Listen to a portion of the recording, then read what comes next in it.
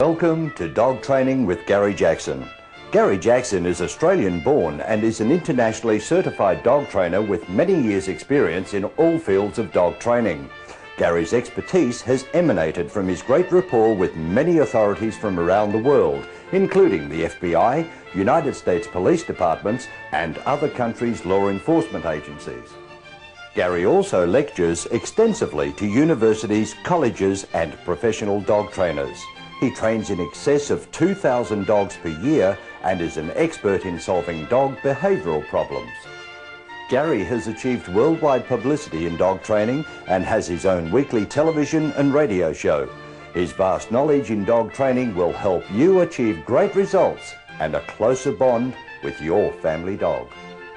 In the show ahead, Gary is going to take you through a simple step-by-step guide to basic obedience and behavioural problems.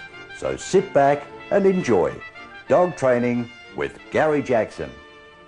Hello, I'm Gary Jackson. Over the next hour, I'll show you how to train your dog in basic obedience in under 3 hours, based on 10 minutes per day.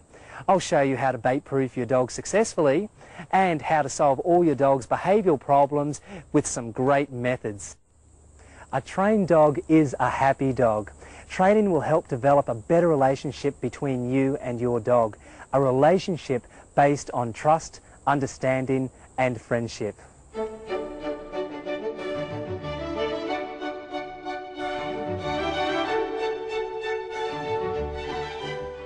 Before training your dog in basic obedience, it's important that you understand a few simple rules.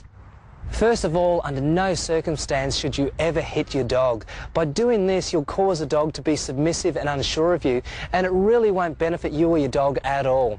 And secondly, under no circumstance should you yell or scream at your dog.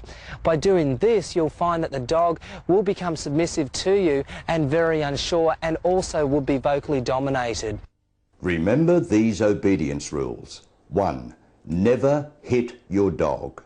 2. Don't yell or threaten your dog. 3. Make every session happy and enjoyable for your dog. When you do your sessions with your dogs, do not go any longer than 10 minutes as a maximum, and preferably around about 5 minutes. If you do a 20-minute session, then what will happen is that the dog will eventually make mistakes, he will lose his good attitude, and he'll get distracted, and you may even give him a couple of more corrections than what is necessary. Sessions of obedience should be under 10 minutes. Long sessions will do more harm than good. The dog will lose his good attitude. Now, a dog has no ability to reason at all. They learn through repetition. So you can't expect the dog to know the sit after 2 commands. It might take you 20 commands or 30 commands. So under no circumstance should you say sit twice to the dog, then give him a strong correction. You must be 100% clear that that dog understands that sit command before you can reinforce the exercise. Dogs cannot reason. They learn through repetition. Show the dog how to do the exercise many times before you use reinforcement or correction. Start training your dog in quiet areas with no distractions until the dog understands the exercises. The next question I hear you ask is, should I use a collar or a choke chain? Well, the choice is quite simply yours. By using a collar, you can get great results out of your dog, but if you have a boisterous dog, which is a strong character dog, I recommend that you use a check chain from there. Now, when you place a check chain on the dog, hold the ring at the base of the check chain and pass the chain straight through the ring like so. Now, when placing it over the dog's head, make sure it is the shape of a letter P. Now, as that goes on the dog's head, when you walk beside the dog, it will release by itself, so the check chain is always loose around the dog's head. Now, if you put it on like a Q shape, which is the wrong way, then it'll look like this, and when you give the dog a correction, it'll pull tight and remain tight, and thus you are choking the dog. When putting the check chain on the dog, make sure the check chain is in the shape of the letter P. By placing the check chain on the wrong way, you risk choking the dog. Use a leather collar on soft character dogs. Only use the check chain if the dog won't listen to you while training with a collar. This is Roxy the Border Collie. I've known Roxy for about 2 hours now.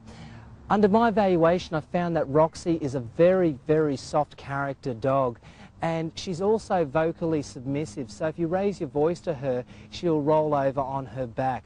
We also found out that the dog is totally unsocialised to the rest of the world besides the family, and we do know that the last owners did mistreat Roxy and even punished her by hitting her with rolled up newspaper.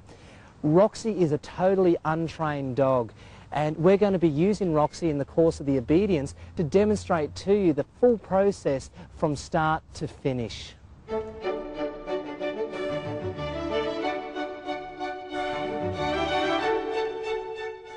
Before we start any obedience, what we have to do is to make sure that she can sit calmly at your side.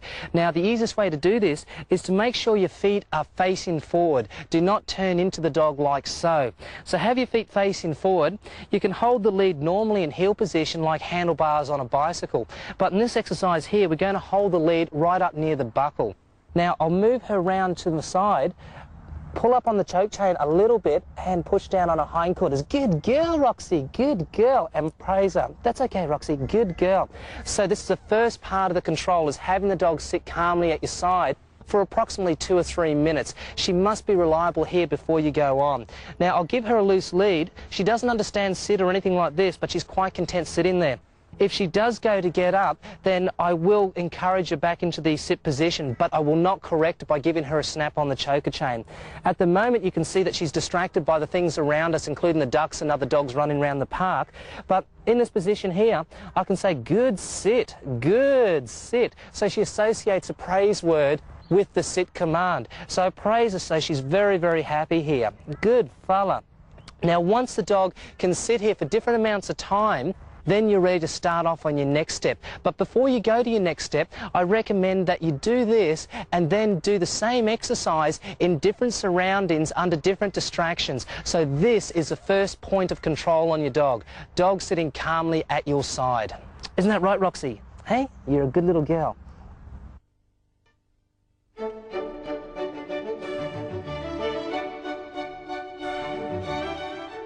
This exercise is a preliminary exercise before you actually start the formal heeling. What we're going to do is that we're going to walk around anywhere in the area, and every time the dog goes one direction, I'm going to turn around another direction. Now, in the first stages, she's going to hit the end of the lead, get that little correction, that little discomfort, and turn around and look at me. And after about 4 or 5 times of doing this, you'll find that every time I turn, the dog's going to turn around, look at me and say, oh, you're going that way now. And next thing, she'll start turning at her own free will and looking for you. And when she does that, give her a lot of praise and tell her she's a really good girl. So let's see how Roxy goes during this. Come on, Roxy. Hey, good fella. Good fella. Good fella. Come on. Come on. Hey, good fella. Good fella. Come on. Hey. Good fella. There. And see how she started to turn by herself then. Now, everywhere I walk, she's now look at me. Good girl. Good girl. And every time she looks up, I turn, and a little correction like this. Good fella. Come on. And encourage her every time she comes up close to me. And I turn again. She started to turn there. Hey, aren't you a good little girl? Aren't you a good fella? And it's also most important to continue the praise heavily. Every time she comes near, just praise her and tell her she's a wonderful girl, and that will encourage her a great deal, and you'll also get a really good attitude. So let's do it one more time. Come on, little girl. Hey, I'll turn. Little correction there. Good fella. Good fella. Okay, turn again. Good fella. And now she's starting to turn around by herself. Come on, fella. Hey, you're a good girl. Come on. Hey, aren't you a good little girl?